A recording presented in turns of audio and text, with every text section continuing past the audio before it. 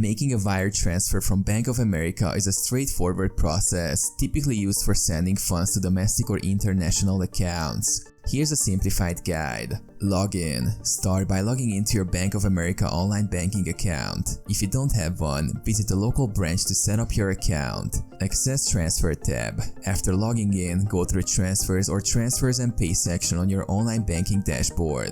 Select Wire Transfer. Choose Wire Transfer from the options provided. You may need to agree to any terms and conditions if it's your first time making a wire transfer. Enter recipient details. Provide the recipient's information, including their name, bank account number, and routing number or the international bank's SWIFT code. Make sure the details are accurate to avoid delays. Specify amount. Enter the amount you want to transfer. Bank of America might have specific limits for wire transfers, so make sure your transfer falls within those limits. Verify and confirm. Review the information you enter to ensure it's accurate. Once confirmed, you may be asked to provide additional security information or a one-time verification code sent to your phone or email.